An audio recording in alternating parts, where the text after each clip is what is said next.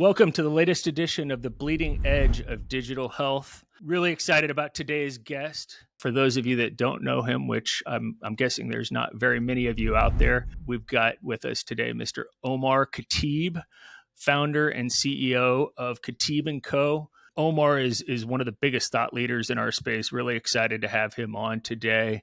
Recently, he's had an illustrious career in medical devices and digital health. Just recently, in the last year, started his own, I guess you would call it a medtech consulting firm or a branding firm. I'll let Omar kind of elaborate a little bit on that. Of specific interest for today's conversation is going to be an amazing course that he's created called the Medical Sales Network Effects Program, of which I'm currently an enrolled student in. Reminds me, I don't know if you remember, Omar, the commercials back when we were kids, but reminds me of the commercial. My name is Cy Sperling, and not only am I the hair club president, but I am also a client. The fact that you said Cy Sperling cracks me up. Yeah, I definitely remember those. That's my take on the course. I not only do I think it's great and do I recommend it to others, but I'm an enrolled student and have gotten an immense amount. I mean, I can't stress the amount of value I've gotten from the course. I've had several posts go viral since I've been enrolled in it and under the tutelage of Omar. So I definitely was excited about getting you on the podcast today. How are you doing today, Omar? Mike, doing well. It's an honor to be here. This is the only show that I feel has just as good, dare I say, even better a name than my own show, The State of MedTech, which, I definitely have to have you on. But yeah, you have a great show. You always have fantastic guests. So it's really an honor to be here. Oh, appreciate that. Love following you on LinkedIn. I'm glad that the program's been helpful for you. I think to date, of all the people who I follow, and this is including big LinkedIn influencers, ratio-wise, you probably have the most viral post. It was the post you did about, I think, chief commercial officers. I think when you did it, you had 16,000 followers, but over 6,000 people have liked and engaged with it. So those numbers are just like bananas, man. Yeah. I've shared that with other influencers and they're like, how the hell did he do that? I'm like, man, I don't know. He went through my course. No,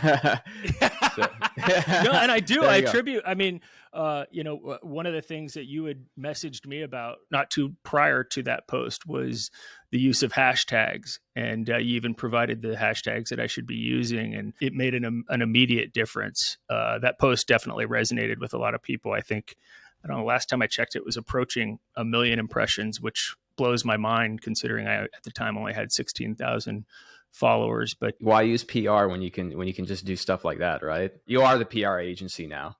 Well, that's the message that I want to get into with today's conversation, because frankly, if you're a CEO of a medtech digital health startup, a chief commercial officer, anybody within a startup in today's market is crazy for not taking advantage of the free pub and the organic reach that you can get through LinkedIn. It's incredible. It's changed my business. It's clearly the wave of the future. And as such, that's why I was so excited to get you to come onto the show today. And I think it's, I want to draw attention to the fact that a lot of the features on this show are products or companies in the digital health space, but the show is not dedicated to that. We want to follow latest up and coming trends in digital health. And this is a great example of that, is the ability to use social media to really influence any buyer, whether it's, a physician or a CEO or whatnot. We'll get into that in a minute here. But what I think would be great to start, Omar, is I'd love for you to give what you do in the course, give a definition to the audience of what are network effects. Yeah, absolutely. And Mike, if you don't mind, just for those who are just learning about me now, if you mind, if I give a little bit in terms of my background, because then I want people to at least understand that so that they have a very solid reason as to why should they listen to somebody like me. Absolutely. Just outside of career, like I am born and raised in Texas on the U.S.-Mexican border. First generation American. Dad was a surgeon from Iraq. Mom's Turkish. Followed my dad's footsteps in the sense that both personally and professionally. Personally in the sense that I got married to a Turkish woman. So my wife is from Turkey. I'm a very proud husband, a proud father and new father. We have a beautiful baby boy named Berkan. And professionally, I grew up really looking up and admiring my father quite a lot. So I decided I'm going to be a surgeon just like my dad. Studied hard in school, worked multiple jobs, found my way into medical school. And, I went to Texas Tech University on a full academic scholarship, but about halfway through, I realized it just wasn't for me. Decided to leave, with a lot of support from my father, which is what makes him a great father.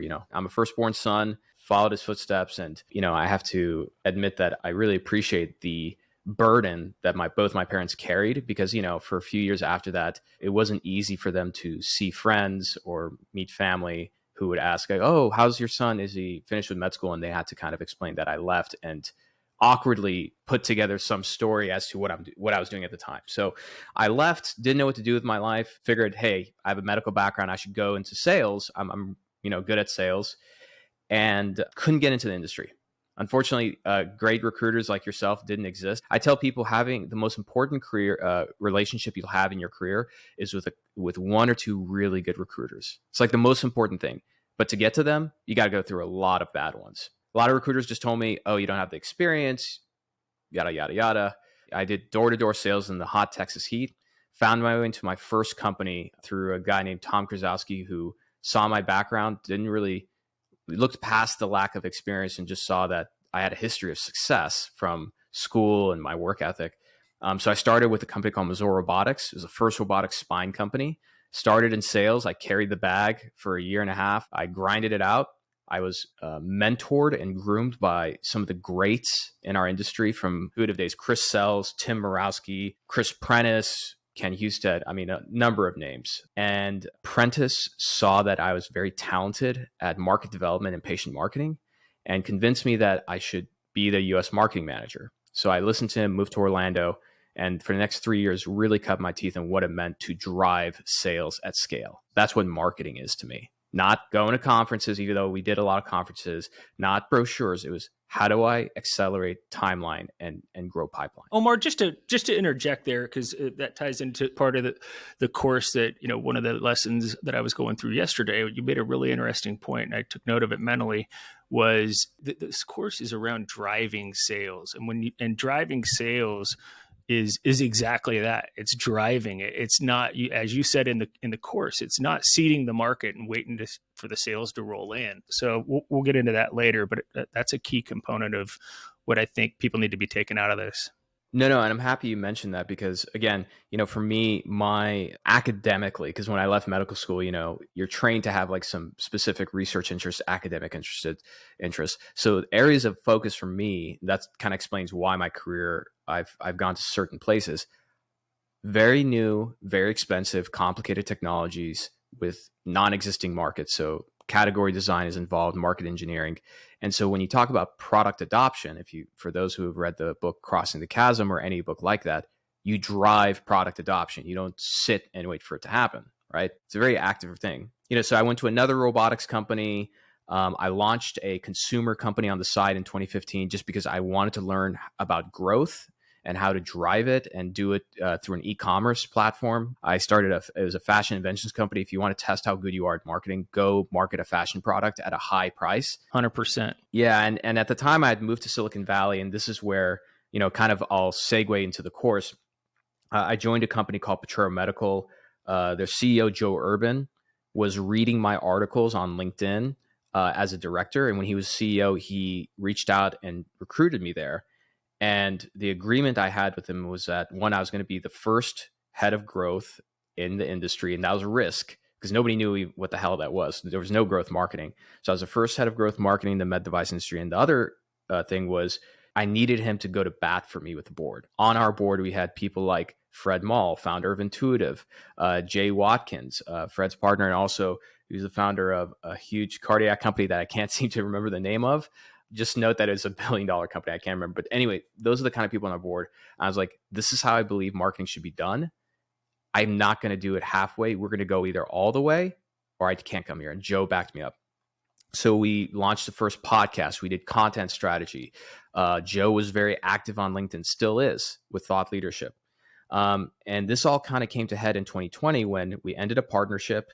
We had only 4 salespeople. We were raising, I was part of the Series D fundraising team. And we had pretty much close to no pipeline. That was like the kiss of death. And only a CEO like Joe Urban would lead a company out of that. And so long story short, and again, I'm going to segue into the course and explain like what are network effects? Like, why did I name it that? I went to Joe and I said, hey, we got to raise this money. We don't have any pipeline. Our sales team can't go to the hospital because everything's on lockdown. Let's use digital the way that I've been telling you, the way we've been talking about. Because up until that point, we couldn't sell in the US because of our partnership. That ended, right? And he said, which I agreed with him, he's like, well, they're not going to listen to you, the sales team. He's like, so you got to go prove this. So for the next 60 days, I was in a hybrid role. So I did marketing, all my marketing duties during the day. And I spent 30 minutes to an hour at night pretending I was a salesperson implementing these tactics. And within 60 days, and this is where, for those who are listening, you can check the show notes. I'm leaving a link so you guys can watch this webinar. You'll get a lot of value out of it, but you'll see the data in there. I put 35 deals in our pipeline in 60 days. The second highest person had, I think, 12 or 13. Essentially, I had more deals by myself put on that pipeline than the entire sales team combined. And we're talking deals from regional hospitals, deals like a UCSF, a Cleveland Clinic, very big deals. Now, I want to be clear. I'm not the guy to teach you about closing deals. I teach persuasion. I teach all these different things. I wasn't closing deals. When it comes to packing pipeline at scale and influence at scale, that's what I do. So now we can kind of, after that intro. That's key, Omar, because to influence people, one of the things that I've learned from your course is that social proof is huge. And for you to be able to, go to that sales team and say, hey, this is what I've been doing in my part-time efforts. I have to think that carried weight with them. And they probably opened up a lot of eyes and said, hey, maybe this guy is not so crazy after all. Maybe he knows what he's talking about. We should listen to him, right? I appreciate that. And, I've been talking about this stuff since 2015, and it was always 9 out of 10 times brushed off. I will even admit I laughed at. And I will admit that I just knew it was a matter of time. It's the one thing that I really stuck to, and dug my heels in because the data was correct. And if there's one good heuristic that you can follow, is that human nature and human behavior has not changed for thousands of years. All the copywriting books, tactics change, and the mediums change, but all the concepts it's innate human nature stuff. Exactly. And so when you have first principles, which is a big part of the course, you can change what you're selling, you can change the market and everything, but if you have a foundation of first principles, it becomes a lot easier not only to predict potentially what could happen, but more importantly, deploy the right tactics to make things work. So what are network effects, and why did I name the course that? So very simply put, a network effect is a phenomenon by where a product or service gains more value as more people use it. Okay. And so originally the course was sales network effects. And then I was like, okay, I need people to know this is for medical, although the program itself will be applicable to any industry regardless. But I'm dedicated, focused in medical. So why that? There's two things that I like to kind of have people think about. And I would say this is a very important lesson in technology. There's two very important laws, formulas. One is Metcalfe's law. The other one's Moore's law. Okay. Moore's law came from Gordon Moore. He was the founder of Intel. And his law is essentially about computing power. Okay. Which is, as you go in time, right? Microchips get smaller, the computing power goes up. Okay. That's Moore's law. Okay. Metcalfe's law is about a network, right? And pretty much states that the value of a network is pretty much determined by the number of nodes or number of users. Okay. So Moore's law is about scale and scaling computing power. Metcalfe's law is about network scale. And if you combine those two, right, you essentially end up with exponential value. If you combine exponential computing power, things get smaller, they get more powerful, and networks, where as they grow, right, they become more influential. That's where the value comes. And so I mention that because if you look at the phone that's in your hand, right, that phone has more power in your hand than the computers that existed even 10 years ago. Okay. So the reason why I named the course Network Effects is that on social media, but specifically LinkedIn, because of their algorithms, because of the way it's set up, you can deploy content in a persuasive and influential way to capture attention and channel it towards, let's say, getting meetings, getting demos, fundraising, etc. And where the network effect comes into play is that as your network grows as an individual, you're able to leverage it more. And then if you do this as a team, so at Potrero, it was Joe Urban, myself, and one or two other individuals. So as we continue to share stories, updates, photos of product adoption, new data, whatever it is, between us and the overlapping networks, it was guaranteed that investors were going to keep seeing us, physicians were going to keep seeing us, potential employees keep seeing us. And so that a lot of people thought we were a much bigger company than we were. And the reason why this is important, and this is a very simple a lesson in persuasion, the brain is going to assign importance to whatever it keeps seeing. That's why, if you look at our political figures, I mean, there's a reason why Donald Trump won in 2016. Politics aside, and I know what people were saying, there's a reason why he did that, right? He had, what was it, $2.3 or $3 billion in earned media. Hillary had $900 million. When I saw those stats going into the final week, I was like, this guy's going to win, right? And so the name of the game, whether you're trying to sell to a physician, drive product adoption, or fundraise, it's simple but not easy. How do you capture and sustain attention? And at the right time, how do you channel that attention into something, a meeting, buying something, etc.? That's kind of like the whole course in a nutshell. In the course, you gave a couple good examples of network effects, PayPal, etc. And then you also you gave some good examples of companies that might think would have network effects, but don't. Can you give an example of each? Yeah. So an example of a company that has for example, Twitter or Facebook, right? An even better example, email.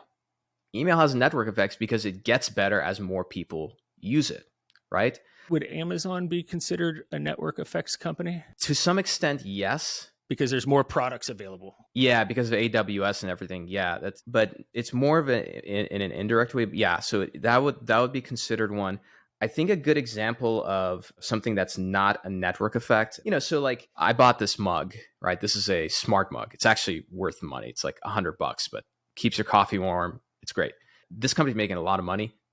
There's no network effects. Like my friends buying more of these doesn't make this more valuable to me, right? Let's just hypothetically play this out. If there was some funny mechanism or algorithm, or you had more people that were connected in your network as your network grew that had those mugs, then your coffee would stay warmer longer. That would be an example of a network effect, right? Yeah, that's exactly correct. If you have 40 people in your network that have that mug, it'll stay warm 2 hours. If you have 60 people, it'll stay warm 3 hours. That would be a network. Or if, let's say, they pull the data. So I'm wearing a Whoop device, right? The device is not valuable just because it tracks my own data and everything, right? A lot of things can do that. What makes it more valuable is that I could actually see other people based on certain groups, and the data that's being pulled is enhancing the data that's in here, right?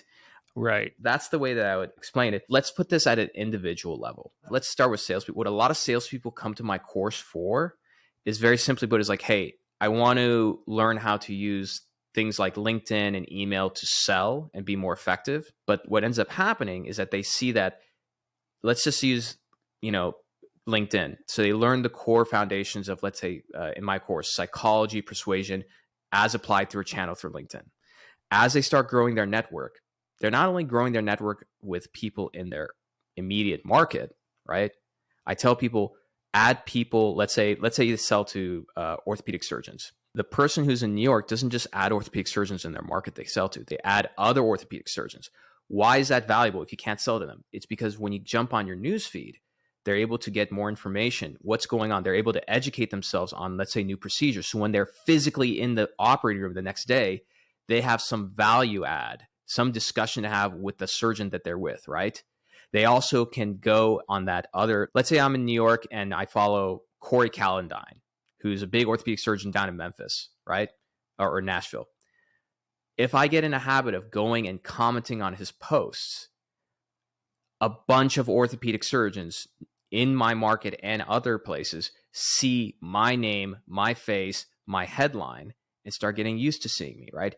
Then it becomes a lot easier for me to go to a conference. People notice you. Like, it's a very simple lesson, but the more familiarity you get, the more attention you have, you can leverage that. And again, you don't need a master thesis on this. If the most valuable companies on planet Earth do two things, which is get a lot of data and keep your attention, if you do that as an individual, the world will open up to you. One thing there that I think is important to insert is there's also, and I can't remember the name of the bias, but there's a bias where if your KOLs and you're in, let's say, somebody's territory, see you interacting online with a KOL whom they respect, then they attach that to you. That's exactly correct. Yeah. Yeah. And guess what? That's such an easy way to gain persuasive leverage over your competitors. It's so simple, right? And sometimes I hear is like, well, which most of this is nonsense, but it's like the type of customer I sell to, they're not on LinkedIn. Let's just assume that's true. I'm going to assume that's true. I would still say that learning how to leverage and use LinkedIn is going to be so important because guess what? You're not going to be in that job forever. And even if you are, wouldn't you like a system where maybe at the end of the year you say, hey, I'd kind of like to know what my value is to the market. And you pick up some extra interviews, you're able to talk to people, maybe you pick up consulting on the side. That's how you have a system. That's where you have more predictability and you avoid essentially becoming a slave, right? People who are in employment, you're essentially trading your time for money and you're somewhat of a slave, right?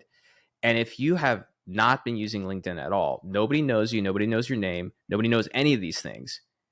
The moment that a layoff happens, or let's say you're unhappy, you have no idea where to start. You don't even have an idea of what exists in the world. And so what do you end up doing? Just put your head down and keep grinding out more. Just work harder. Life's all about options. Exactly. With this, you're going to have a lot more options. Give the audience a general overview of the course, kind of a panoramic picture, because this isn't just teaching people how to sell or influence. This isn't just for sales reps per se. There's, this is a course that, dare I say, I think C-suite could maybe even benefit from it more than sales reps. We'll get into kind of what the range of profile of student is later, but just give a panoramic view of like, hey, this is all of the stuff that's included in the course. First thing is like foundational, right? I'm trying to train the salesperson and marketing, sales or marketing leader of the future. Which we're all salespeople, right? Yeah, we're all salespeople. Exactly. What that means first is that a foundation of persuasion and psychology. They don't teach us anywhere. I spent 7-8 years studying these things, spending a lot of money. That's the first major module. There's like 8 or 9 lectures in that. You also get about 5 or 6 lectures on network effects. So now with that foundation, you can go to any social media platform. You can go to an in-person conference and leverage that foundational knowledge to make stuff happen, right? After that, my framework is a very simple one. It's CEP, connecting, engaging, and then posting, right? It's simple, but not easy. There is a strategy to how you connect, how you grow your network, how you leverage that network. There is a strategy to specifically how do you engage? How do you do it persuasively? How do you do it in a way so that when you leave a comment, you're at the very top and that's like free advertisement for you? And then posting, right? When you have to do it, how do you post in a way that over time, you start to become more persuasive in the minds of the people, right, that you're trying to sell to, or the people that you're trying to get hired by?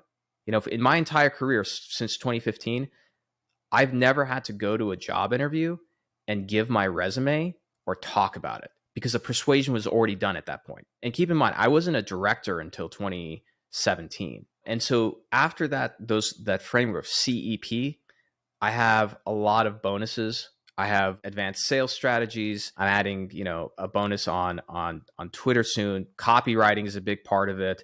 Even emails. So I had Adam Holdenbach, who's one of the big names in email marketing, do a lecture for me on basics of email. I mean, look, we send emails all the time. Nobody has ever sat you down and explained, here's how you actually write an email that gets opened. Here's how you make it persuasive. That's really important. Whether you're a salesperson or even a CEO raising money, right? When you learn a foundation of persuasion and psychology, like in a formulaically, like if I show somebody for my course a sentence or an ad, I'm like, what are the pieces of persuasion they can pull it together? Then you're able to take those foundational principles and put it in any vehicle you need, whether that's LinkedIn, or Twitter, or Instagram, or email, or even in person. The way I designed my course is that I wanted to make the most valuable course possible, where social media can be deleted off the face of the earth tomorrow, you'll still find a lot of leverage in my course, even if you had to just pick up the phone and smile and dial and cold call people. 100%. You know, one of the things you mentioned that I think is key is, you know, that formulaic approach, because posting routinely on LinkedIn or social media in general is great because your visibility factor increases. But what's key is, and you taught this in the course, is the first step to influencing is getting attention. And the first way to do that with social media is you got to stop the scroll. You've got to give people a reason to stop and invest 3 to 5 more seconds. Click those 3 little dots that say more and let the post open up and get them to continue on in that journey of reading the post. That doesn't happen by happenstance. Things don't go viral by happenstance. 99.9999% of the time, that's done with great intention. And that was the big thing that I picked up from the course is here's how to be able to really creatively, but formulaically, as you mentioned, stop the scroll. That was the big aha moment in the beginning of the course for me. Anyways, yeah, no, was there anything else you wanted to add around just kind of like the overall overview of the course? I know you're constantly adding modules. People thought I was joking in January when I said this, but I raise the prices pretty much every month on the course. One, because it's become more valuable. And this is the year I'm building. I want people's investment to appreciate. So you can talk to people who join my course in February and they'll tell you like, man, I paid this much back then, but all these things have been added. So things that have been added, it's not just educational materials. So obviously you have a app on your phone. You can have access to these materials all the time. What I love is now the course has been live for over 7 months. And I have people who message me and they're like, hey, I either got promoted or someone who's a director at one company. Now, this is a student this week told me they're actually a sales manager at one company. They just got a VP role at another company. And now they're going back to certain modules in my course because it's going to be helpful for them in their new role. But along with the course, you know, we have a weekly live call. So people have direct access. They get on 50% of the time. It's LinkedIn related. The other 50%, we have so many interesting questions. CEOs ask me about questions on category design, on fundraising. So a lot of people can just go through those old calls and learn a lot. And the last thing is the network, you know, so we have a private unlisted group on LinkedIn. I put people in there, one, because you get connected to CEOs, to VPs, et cetera. You're in there as well, Mike. So my goal over time, and you're the first, you know, executive search consultant who realizes is that once you're in that group, somebody like you can look at the group and say, okay, I'm trying to hire a sales manager or a director of marketing for this company. Oh, this person went through Omar's program and finished it. They're going to be a much better candidate on how to commercialize and sell at scale digitally than anybody else, right? Absolutely. Yeah, no, I've made some incredible connections through it. Not only yielded, you know, revenue for my firm, but in general, connected to people that are just really forward-thinking people in the business. So can you tell a little bit about the structure of the course, asynchronous in nature, you know, the platform, et cetera, just so people can kind of understand how they would digest all this? Yeah, absolutely.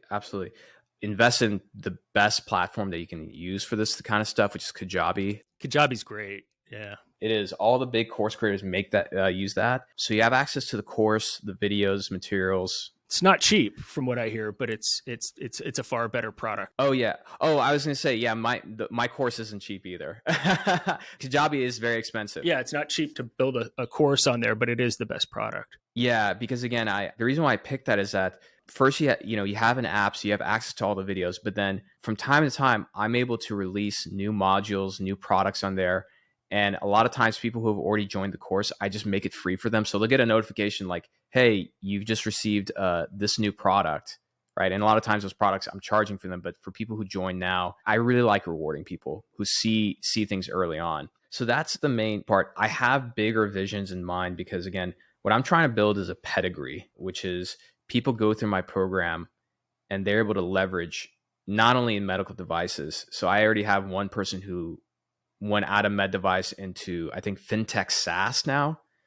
So the course really is about, yes, you learn some tactical things. It's a playbook, right? You get the playbooks and you get a step-by-step guide on how do you do this now. And it's asynchronous in nature. So it's not like you have to make time to, when you're teaching, they don't have to be logged in and watching you live. That's key because people can, you can do it at your own pace. I would advise people to not take too long in between lessons for those of you that join in, moving forward, because it all builds on itself. And so, but it is asynchronous and easy to digest. Yeah, and here's the thing, Mike. This is I'm very hard on our industry because I love it and I want it to get better. Sales and marketing, but specifically salespeople in our industry. There was a time, and I'm not that old, but I remember this time, where as a salesperson, being in sales is a career. You invested in it. You spend money on it. I got to figure out what seminars do I go to, what books do I buy, et cetera. So I continue getting better. Salespeople now, I've spoken to over 82 of them. To get in my program, it used to be you just pay and get in. I stopped doing that back in February because, again, not everybody qualifies for my course and not everybody who qualifies moves forward. So they have to talk to me. So 82 people I've interviewed and talked to. It doesn't make sense to me, Mike, if someone wants to make more money, that's what this is about. How do I get more leverage? How do I make more money? Yet they have not spent any time or investment to level up themselves so that them, John Doe, Jane Doe out in America, that product is more valuable to a company, right? It does not make sense to me. And they expect this to be something that their own company pays for. And I heard something the other day. I can't take credit for this, but I'm going to amend it. There's a guy named Alex Hormozy who I've been following for a long, long time. He's really blown up now. He's an entrepreneur, but he has a saying where he's like, instead of wasting your money investing in the S&P 500, which you're going to get best case scenario a 10% return, you should invest in the S&Me 500. Meaning that when you invest in skills, right, getting coached, going through a course, these kind of things, you'll level your income up on average 20, 30, 40%. One of the people the other day, it's going to make a great case study. He increased his base salary, I think, by an extra $70,000. Like, that's a lot of money. And so what I tell people is, like, if you want to make more money, you cannot do that on your own. You cannot just figure it out because you're going to waste a lot of time, and time only goes one way. And even me, with my own course, with my own career and everything, I've spent a lot of money over the years getting coached. I spend money on going to courses. I've spent money on a lot of books, right? This is what it takes. Yeah, this is the aggregation of all that. That's exactly correct. That's exactly correct. And the other reason why I've made my course expensive, because we focus on getting people results, is that way it's not just tactical common knowledge that just any schmuck off the street can buy into and then use these tactics randomly. There will be a point where, like, more people go through it. But right now the people who are going through it are just in a top 0.01%. Only thing I would add to that is it's not just going through the course. You can't just go through the course and just, through osmosis think things are going to change. You have to buy into the formula and you have to implement the formula. And it's not rocket science. Exactly. But what you've built is very complex. But deploying it is not difficult. It's just you have to commit to doing it. No, you're absolutely right. The formula and the strategy is simple, but it's not easy. And the way that I look at what I'm doing, and I just added this recently where, some people, they really do want the one-on-one time. So I've added a coaching package where somebody gets in the course and they say, hey, I personally want some one-on-one sessions with you. So they can buy that as well. It's just like getting in top shape. Getting in shape is pretty simple. Just eat healthy, don't eat a lot, and work out. It's simple, but it's not easy. Yeah. Calories in, calories out. Yeah. But it's not easy. It's the same with the course. What you go through, it seems pretty simple, right? In the persuasion module, a lot of people are like, wow, like those are things I did not know, but it's not easy. It doesn't end, right? Again, and I tell people all the time, it's like, if you want to be in the top 1%, you've loaded yourself for the best chances for raising your income earning opportunities. You have a system that leverages your ability to go to any company you want, right? Even let's say work full time, and maybe you're so good, you get to consult on the side, make extra money. There's a lot of people who are doing that in my course. That requires not only knowledge and coaching, it requires action. Daily, weekly action, right?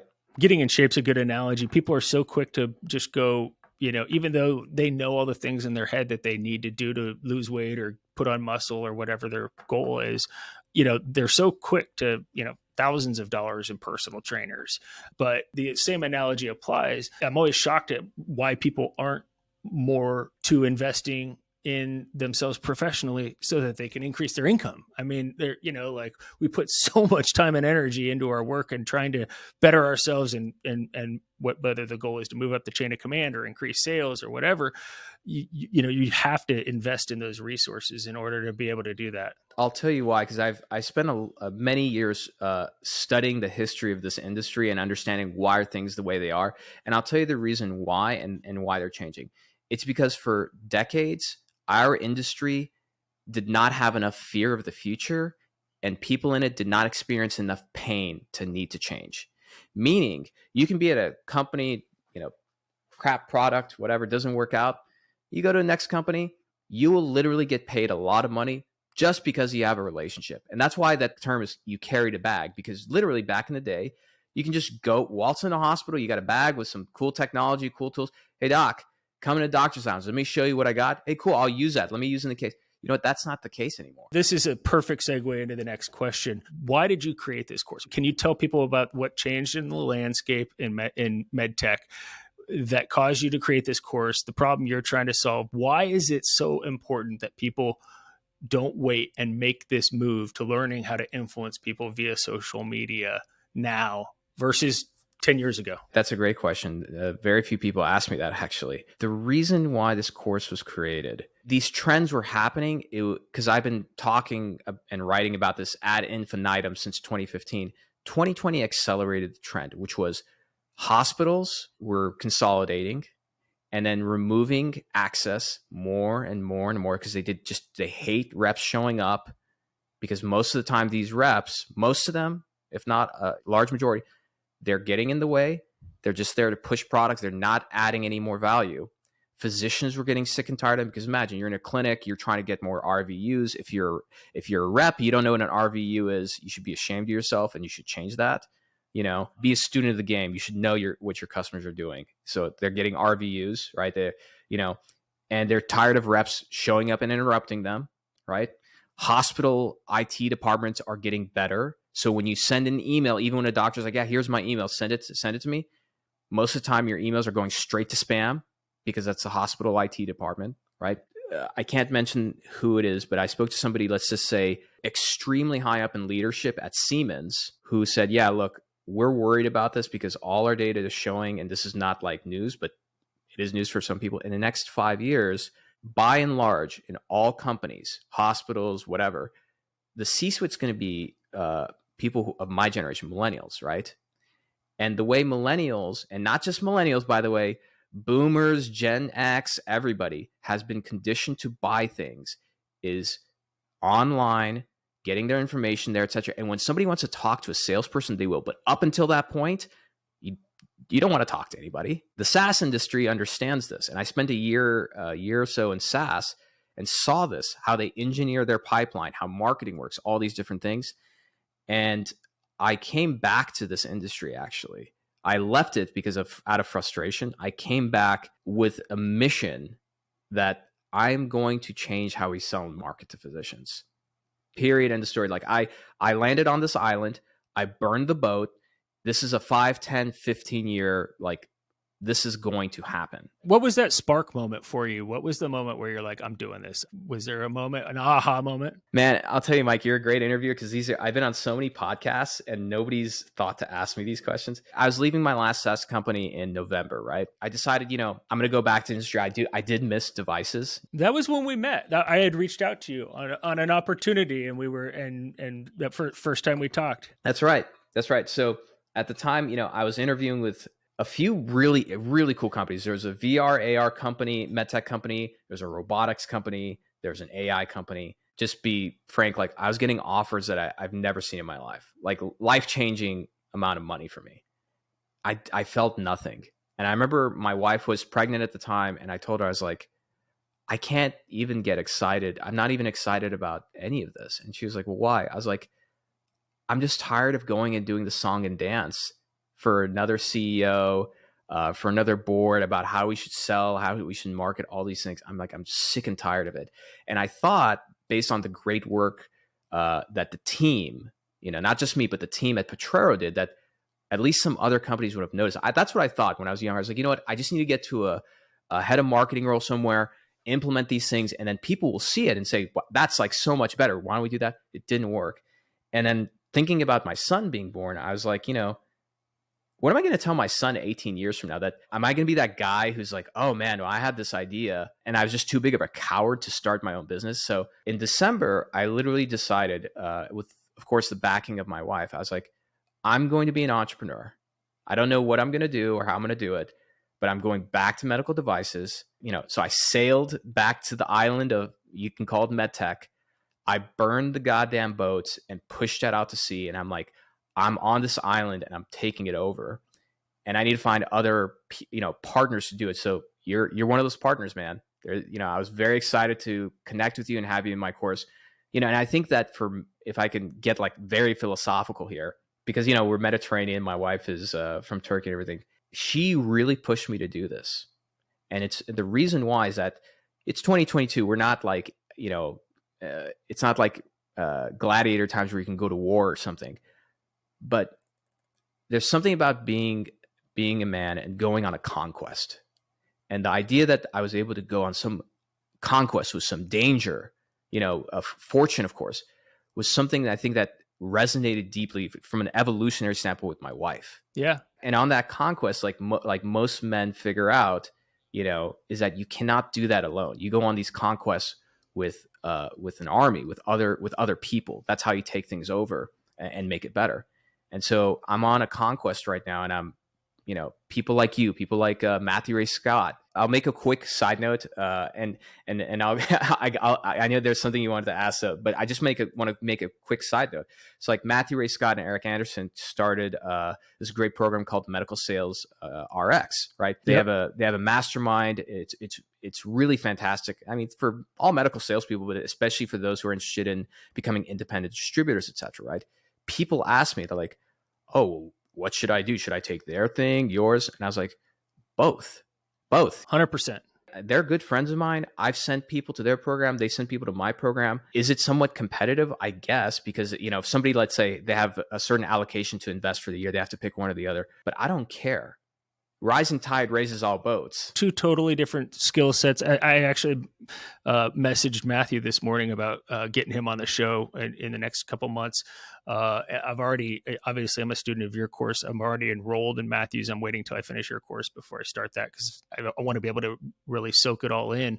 But yeah, no, it's two totally different, skill sets that you guys are teaching. I would consider them to be highly complementary. I think you can utilize a lot of what they teach, which is heavily focused on using short form video through Vidyard. For those out there that aren't familiar with Matthew's course, I would definitely recommend looking at it. But you can utilize that in the fashion that you teach in your course and combine those two. And now you're combining two of the most powerful tactics out there for people in our space. It only makes sense. Yeah, and I'll share something that again, my goal is I need to help salespeople, especially, reframe and think differently about how they invest in themselves, which is, energy and the people you surround you with and the knowledge. Like once it's put into action, that's when doors open, right? And it's literally like magic. And as an example, for me, first of all, my recommendation: never buy a course or coaching from somebody who doesn't buy coaching or courses for themselves. Just do not do that, right? Right. So for me, I've gone through many courses this year, and recently I was getting restless because I was like, I don't have a coach or a group right now. I joined a group recently where I'm paying $2,000 a month. The group meets like once a week, and then I work with the main guy like twice a month, right? I got great insights already from that group. Do you know the number one reason why I joined that group? The number one reason was that I needed to feel the energy of people doing really, really good, just so I can channel it. So on our first call, a week ago, we were going through weekly wins. And, I was like, hey, I hit a big goal in my business for the month. For my revenue, I hit this much, right? And for me, that was a lot of money. I was like, man, I've never done that, in a few quarters at a company, let alone a month. And I felt very good about it. And everybody's like, hey, congrats, man. That's a fantastic thing. You want to know what the other people in this program started saying? And these are people like me. They don't have like a huge company or something. One guy was like, yeah, he's like, we just hit our monthly new revenue goal. We did 1.2 million this month. Guy running a course, right? Another guy who's like, yeah, we have a course. We also have a little agency that does consulting on the side. We did 5.3 this month. So it's what's next. Exactly. I hate like harping on this, but it's like, if something as simple as this, let's say you want to become a millionaire. Let's just say that you want to be a millionaire. If you hang around with people who are making barely 100K a year, you think you're ever going to become a millionaire? Absolutely not. You hang around with people every weekend who, let's say, are making 10, 20, 30 million dollars. And all you do is just sit and listen. After a year, you don't think you're going to pick up some things? Well, and you're just going to start holding yourself to that standard of like, what do I need to do to level myself to that? Not that money's everything and not that we always have to be chasing that dollar, but you do assimilate to that. You learn like the little things that those people do, that they get up early and do X, Y, and Z first thing in their day, all of those things. And once you start acquiring all that knowledge and skill sets, then you just naturally raise the stakes in your own head of like, hey, I should be doing X or I should be doing Y. And I have a kind of a controversial take on why people should actually pursue making more money, right? Early career, I tell people you should either be learning or earning, and always opt for learning. What I end up saying is like later in your career, you should push to make as much money as possible, because you will always, always get paid in proportion to the difficulty of the problem you solve. And as that problem difficulty starts to go up, you personally feel so much more fulfilled because it's so hard. You're being stretched. You're having to wake up early and figure things out. That's why for me, early in my career, I go to extremely hard companies selling very expensive technology, very complicated things. People tell me all the time, they're like, dude, why don't you go work in like marketing SaaS? You'll have a better life. And I was like, because it's not fulfilling.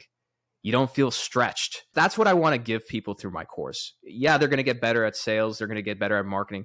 In reality, I want them to become better people, better professionals, and they can leverage and do whatever they want. Yeah, no, it makes perfectly good sense. And, I certainly have extracted that from the course. You've had some high profile people in the course. I know Tony Recupero came through the course, or maybe he's still going through it. A lot of CEOs, a lot of, C-suite individuals. The benefits to sales reps is obvious.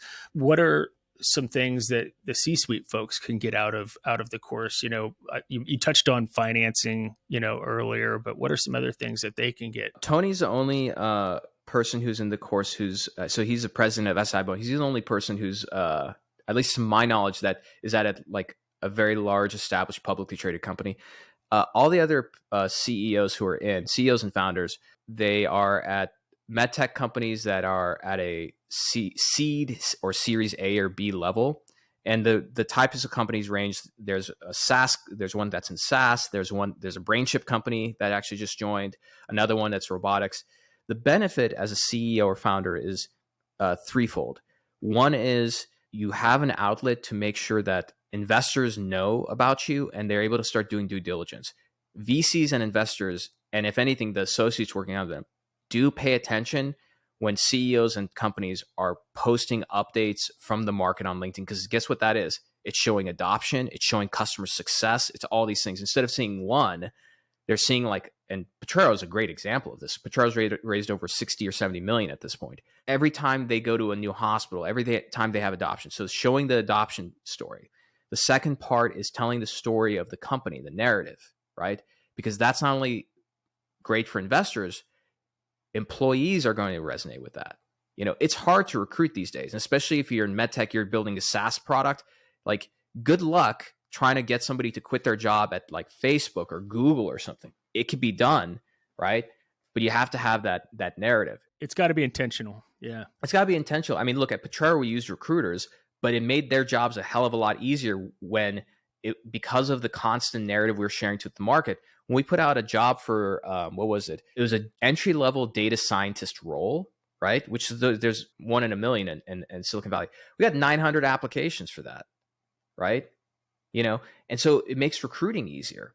Plus, it also, and this is where the big aha moment came for me at Potrero, it actually helps with pipeline, because when we were posting updates from the field, going to conferences, all these things, certain physicians who sit at different parts of the adoption curve were watching this, and sometimes they just need to see a few key things like, oh, you know what, they're being used at these hospitals. Oh, they're showing up in more conferences. Now I'm going to engage. And we had physicians where they would comment literally on a post saying, oh, I didn't know you're at this conference. Hopefully I can see you at the next one. That was Cleveland Clinic. One of the cardiac anesthesiologists did that. I sent him a message, hey, Dr. So-and-so, sorry I missed you at this conference, but do you have time this week? I'd love to just get on the phone. I want to hear about how you knew about us and just hear about what kind of interest you have. Guess what happened? We get on the phone for 10, 15 minutes. 6 to 9 months later, that there were a key clinical site. That by itself probably raised Potrero's valuation maybe by 20 or 30%. That just goes back to the bias that I talked about earlier, where if people see you interacting with high profile people, there's a bias there that you're a high profile person, or that you're at that level. If you're doing, if you have a Cleveland Clinic doing your clinical trial, that's validation in the marketplace. That's social proof of, hey, there's probably something to this. So it makes perfectly good sense. If you study the laws of power, when it comes to power and leverage, what has more power? When you, as a CEO, go to a conference, or you walk in a room with VCs, and then you have to start explaining who you are, what you do, blah, blah, blah, all these things. Or you walk in there and people are like, oh yeah, no, I know exactly who you are. Oh, I know what you guys do. Yeah, you don't spend the first 15, 20 minutes of a meeting trying to communicate validity or the value that you can bring. People it gives them an ability to have already done that research. So when you do get on the phone with that person, or you do get in front of them, the conversation is advanced, in terms of the deal cycle, but also two, one thing I've noticed is the program does help in driving inbound. And when somebody's calling you, the dynamic, the power shift is much different. 100%.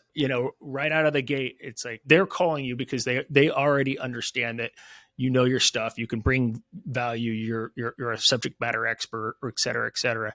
And so that power shift is much different than if you're starting out here and you've got to bring yourself up to here in the deal structure. Before I even had the course, when I was figuring things out, Moon Surgical, which is a robotic company based out of Paris, their COO, Jeff Alvarez, I reported to him, we were very close. In December, he's like, hey, we're going to JP Morgan Healthcare in 30 days, like literally 30 days. He's like, nobody knows us. We don't have anything online. Can you help us? So I worked with them, and between him, myself, and Ann, their CEO, they did everything I told them to do. They implemented, they executed, right? And it wasn't a lot of crazy stuff. They didn't have, PR or anything like that, but they created content with me, right? And guess what happened? They go to JP Morgan. People knew who they were. The meetings were easier. Fast forward in March or April, they closed a $30 million Series A. And I specifically spoke to both Ann and Jeff. I need to publish this. And I asked them, I said, look, be honest with me. Did what you executed on LinkedIn between your personal pages and company pages, did it really help in the raise?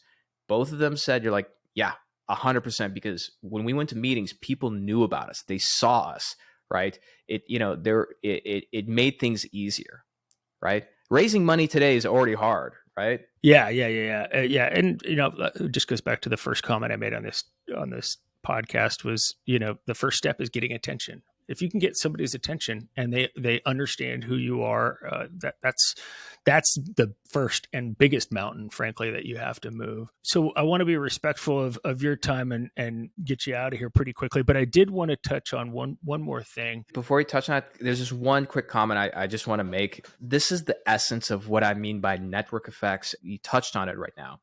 When you build a system, right? Whether you're an individual or a fundraising CEO, what you go after is based on the mental model you have in your head, which is limited. That's why I kind of joke. I tell people goals are for losers because it's black and white. It's like, oh, I want to get funded by Sequoia. Maybe that's not the best place to get money from, right? Right. As a CEO, if you have a system where you're engaging with the market, you actually have a playbook. You're not just putting posts up randomly. Then you allow for inbound to happen for things you didn't even know about. Some investor, let's say that's in Asia or Middle East, or a family office here in the United States that's bankrolled by a few billion-dollar families that you have no idea, right? Those are things that happen. As an individual, right? You might say, hey, I want to leave Johnson & Johnson. I want to work for XYZ startup. But if you deploy these principles constantly on LinkedIn, which is just showing that you're a good employee, hey, customer success stories, we did this surgery, everything. Some CEO or founder at some really exciting company that you don't even know about sees you and says, you know what, I'm going to go hire that person. I know they're a manager. I'm going to make them a director. I'll give them some equity and get them over here. That's the beauty of the system. I'm a great example of this. Every industry I've gone to has been different in my career. I've only gone up in my roles. And then I decided out of the blue, I'm going to start a company. That did not happen by accident. It's not because I'm a brilliant guy. It just, I did things differently, and I leveraged a network effect. Yep. I always use the word intentional. If you have a plan and you're intentional with that plan, the results will likely be very positive. You should go after we finish. You should go look at the post I did today. It was exactly on the topic about intention. Yeah. Yep. No, absolutely. Just in wrapping up, how can folks get started? And then also, just maybe if you can talk a little bit about, obviously they can join the course, but tell how they can get started, and then also what some of the options are, in terms of consulting packages, and also some of the resources that they get with being a part of that weekly student group webinar, because I've found that to be hugely beneficial. Even if I've got something going at that time that I'm doing online or whatever, I always have that on in the background and staying tethered to that, because I literally every week I get something from that. So how can people get started, and then what are some of the other offerings that potential students can bolt on with that in terms of consulting, et cetera? No, absolutely. So the best way they can get started, and again, I focus on delivering value first. Either they can check the show notes, I'm going to give you a link for it, or they can go to my LinkedIn profile. It's pinned on there. Watch my webinar. Whether you're in medical sales or not, just watch the webinar. You'll get solid strategies on how to leverage LinkedIn, why you should do it, etc. On the same page, when you watch that webinar, there's a button to book time with me. At the end of that webinar, right? They got to watch through the webinar at the end. So make sure they watch all the way through. Yeah, watch the full webinar. There's a button above the video. You book 30 minutes with me. That 30 minutes is focused purely on the goal of, I'm going to give you 3 solid ideas for your career goals, whatever it is, to implement. And then towards the end, the last 5-10 minutes of that call, if I feel that person qualifies for my program based on their goals and based on a few other criteria, that's when I tell them about the program. Simply put, the program involves the full course, which we just mentioned. So all those videos, the playbooks, the decks, the weekly coaching calls, right? And then access to the private group. And a lot of times I tell people is like, that network is just growing. That's worth the price of entry in and of itself. Yeah, that's exactly right. And then from there, if they want like some one-on-one coaching, I have a few of those packages, but it just depends on my time and everything. That's on that side. And if it's a company, I've had some sales teams go through, but outside of that, my show, The State of MedTech, which is webinar, live stream, all my webinars and blogs get CME credits, right? So I add CMEs. So a lot of companies come, they want to tell their company story, product story, get leads, and get a CME on it for their physicians. That's one thing I provide. So if they're interested in that, just, easiest way, hit me up on LinkedIn. And we'll make sure that link gets in the show notes. Omar, really appreciate it, buddy. I want to let you go, but I know you got a busy day ahead of you, but I wanted to just say thanks again, not only for coming on the show, but just for what you've created for the community, for the ways you've been able to help me in my career, but also just your friendship. You're one of the most well-known guys in our industry. You're also one of the most respected. I don't think I've ever heard anybody say a bad word about you. So everything that you're doing, keep pressing on, my friend, because you're really adding a ton of value, and just really appreciate everything you've done, and look forward to watching you flourish moving forward. Absolutely, Mike. Well, thank you. It's an honor to be here. And again, it's definitely a mutual feeling. The industry is very lucky to have you, because I know that you're talented enough to go and recruit for other industries. But this is a great industry. I'm very proud to be in it. Unlike other industries, what we do really actually does save lives, right? And so I think there's a lot of pride in it. I love it, and I'm very grateful that people like you exist in it. So we're gonna make medtech great again. That's right. There you go. All right. Well, listen, that's the end of this edition of the Bleeding Edge of Digital Health. Again, Omar Khateeb of Khateeb Co. and founder of the Medical Sales Network Effects Program.